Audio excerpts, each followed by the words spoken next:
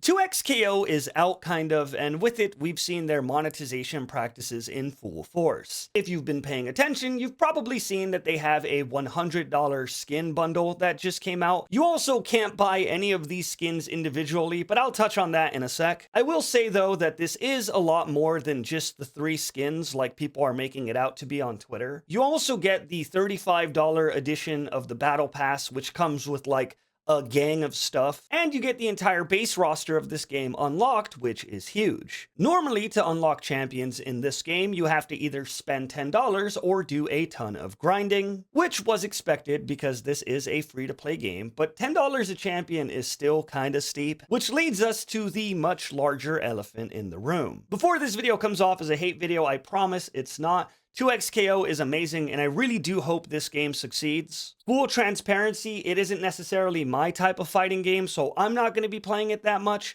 I haven't been a fan of Tag Fighter since MBC2, so unless they're adding Shumagorath or Mingo, I'll probably just be a watcher, but that's fine. I'll watch every major tournament, that's good. You could be supportive from far away, okay? You don't gotta shoot me. But no matter how good the base game is, I genuinely believe right now, with the information we have, that 2xKO is going to struggle with monetization. This isn't a knee-jerk reaction that I'm having because I saw the prices of the bundles or the individual skins. This has been my take the entire time. And in order to explain this, let me talk about monetization in normal fighting games. When Tekken 8 came out, it sold over 2 million copies in its first month. Every single one of those copies was at bare minimum a $60 purchase. If you're an idiot like me, you probably paid $100 for the Ultimate Edition on PS5, and then decided you'd rather play it on PC and then bought it again, because you hate yourself. Regardless, this is how new age fighting game monetization has always been. The game has a base price, and then they release stuff, and they try to make more money off of new characters and DLC, yada yada, you get it. And the reason why this works is because a huge portion of people buy this game on release because of hype. They want to play the game when it's new, they want to play it with their friends, they want to be around while the meta is being adapted and see if they can figure things out themselves, etc., etc. So out of the 2 million people that bought Tekken 8 on its first month, or the 3 million people that bought Tekken 8 so far, a lot of them didn't stick around 2 months down the line, or 3 or 4, or even a year. Tekken 8 has sold over 3 million copies today, and bad patching and console players aside,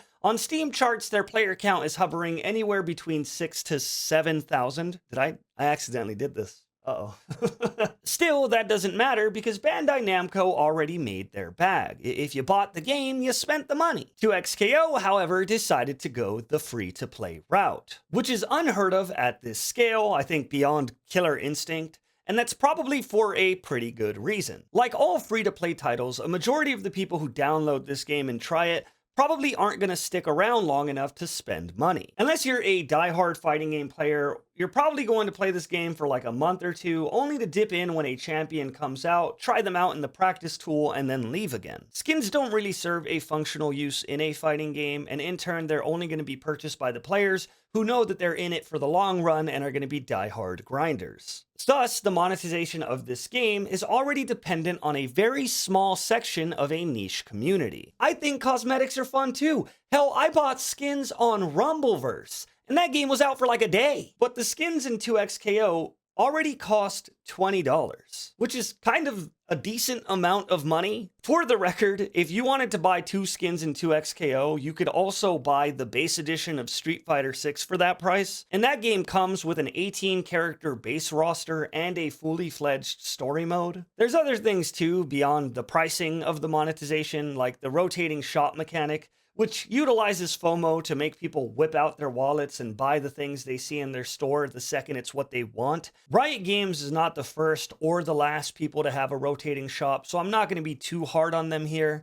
What I do have to be hard on is the pricing. The fact that the arcane skin bundles are locked behind a $100 purchase is kind of a shame, even if they are coming in the rotating shop later. And it's not because I don't think the cosmetics look amazing. In fact, in the $100 arcane skin bundle, They even found like button combinations you can press to disable certain parts of the outfit and get a whole nother skin essentially. And I think that's cool as hell, price aside. But making them exclusive is kind of bad. $20 for normal skins is kind of insane, even if they do come with cute little avatar cosmetics. The $10 battle pass is phenomenal, especially when you look at how much stuff you're getting from it. I can go on all day about this, but let's jump into the major point of this video, the largest elephant in the room, if you will. Who is this monetization for, and how the hell do they solve it? I'm not calling the FGC broke.